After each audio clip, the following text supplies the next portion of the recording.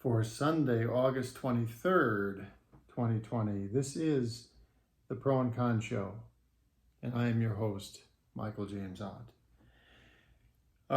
So the purpose of the show is to try to encourage us to be better citizens, to take some extra time than we've done in the past to understand each other and where we're coming from, and the significant issues of the day, and understanding that they're complex and they don't fit. We can't address them in a bumper sticker or 4 words on a hat.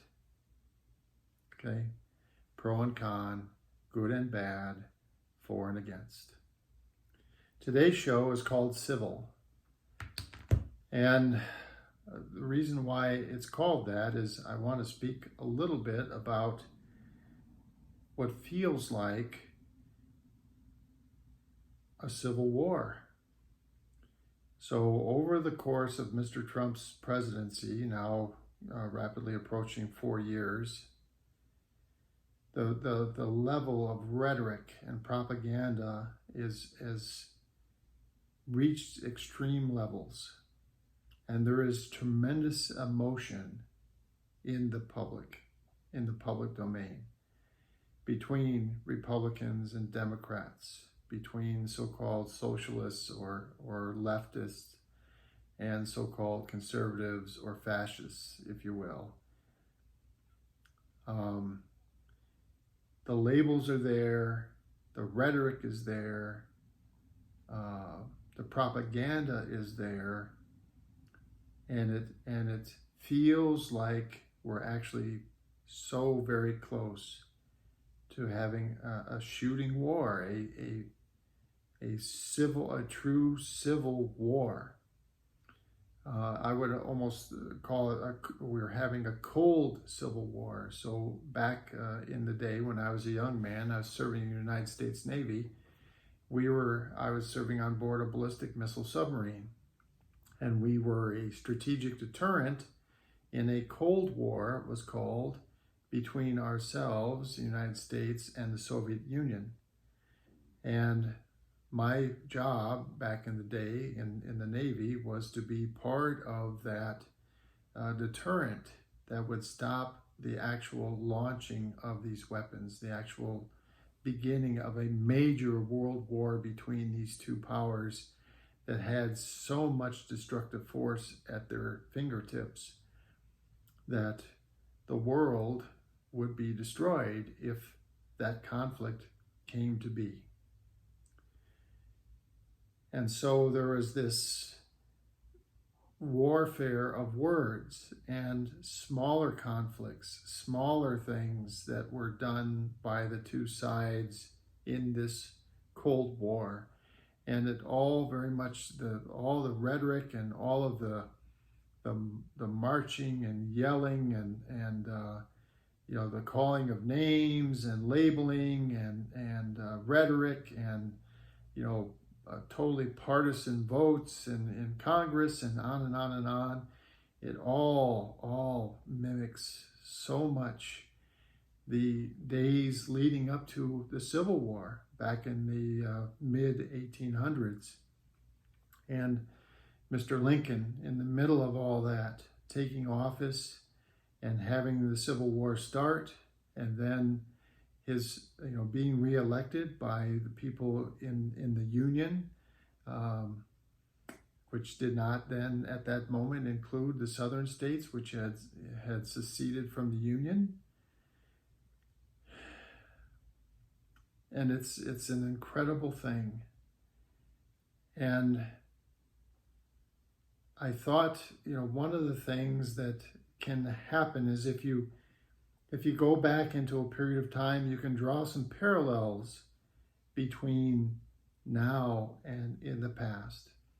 And I really feel like this thing with, slavery basically being part of the South and this institution that they wanted to maintain has parallels to effectively what is white supremacy today and that's oversimplifying things, but in effect is what is kind of one of the main themes, one of the main threads in the Republican Party these days, this nationalist, white supremacist, vision that certain people have,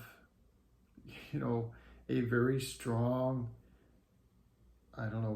right to have things better than other people. But in any case, the second inaugural address from the president, President Lincoln, is world renowned. And it occurred to me that in reading it, because I've read it multiple times today, in reading it,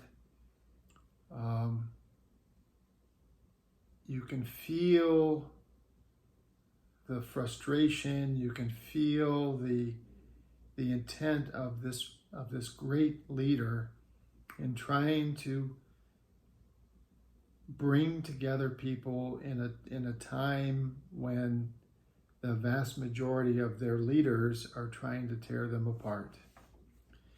And so I'm going to actually read this speech, but I don't want you to watch me on camera. I want you to close your eyes. So close your eyes. It's unusual for someone who's doing a video to say close your eyes. But close your eyes and picture President Lincoln standing on a balcony, speaking to some hundreds of people in the gallery below, with the horse-drawn carriages and all of the elements of the day, and the fact that the Civil War, our Civil War, one of the bloodiest wars in our entire history, pitting brother against brother, family member against family member, and North versus South, or today, Democrats versus Republicans. Close your eyes and imagine Lincoln.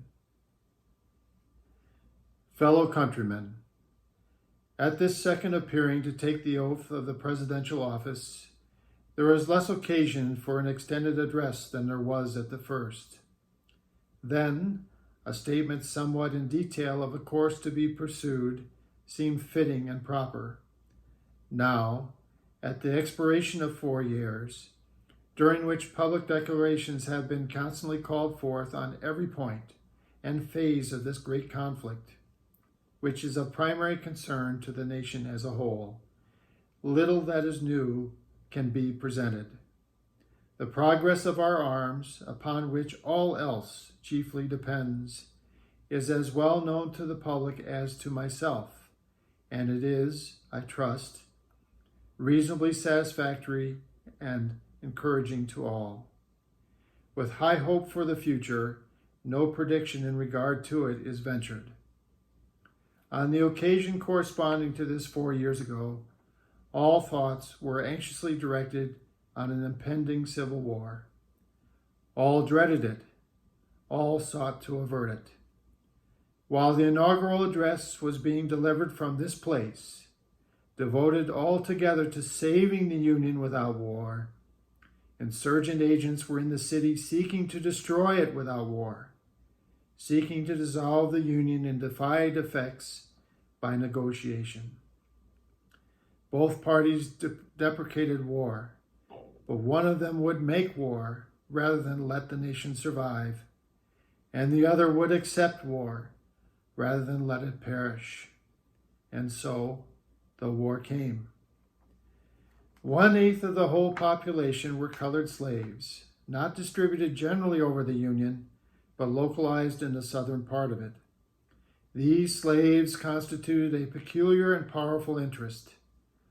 All knew that this interest was somehow the cause of the war. To strengthen, perpetuate, and extend this interest was the object for which the insurgents would rend the Union even by war, while the government claimed no right to do more than to restrict the territorial enlargement of it. Neither party expected for the war the magnitude or the duration which it has already attained. neither anticipated that the cause of the conflict might cease with, or even before, the conflict itself should cease. Each looked for an easier triumph and a result less fundamental and astounding. Both read the same Bible and prayed to the same God, and each invokes his aid against the other. It may seem strange that any men should dare to ask a just God's assistance in wringing their bread from the sweat of other men's faces. But let us not judge, that we be not judged. The prayers of both could not be answered. That of neither has been answered fully. The Almighty has his own purposes. Woe unto the world because of offenses, for it must needs be that offenses come. But woe to that man by whom the offense cometh. If we shall suppose that American slavery is one of those offenses which, in the providence of God, must needs come, but which, having continued through his appointed time, he now wills to remove, and that he gives to both North and South this terrible war as the woe due to those by whom the offense came, shall we discern therein any departure from those divine attributes which the believers in the living God always ascribe to him? Fondly do we hope, fervently do we pray, that this mighty scourge of war may speedily pass away. Yet, if God wills that it continue until all the wealth piled by the bondman's 250 years of unrequited toil shall be sunk, and every drop of blood drawn with the lash shall be paid by another drawn with the sword, as was said 3,000 years ago, so it must still be said. The judgments of the Lord are true and righteous altogether.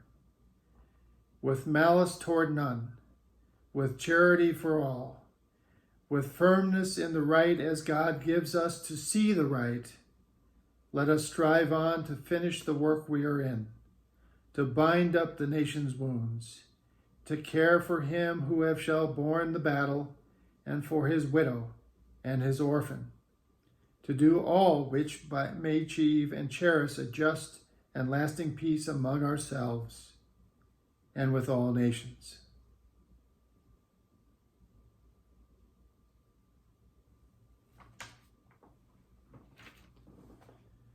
This has been the Pro and Con Show. I'm your host, Michael James Ott. Until the next show, bye for now.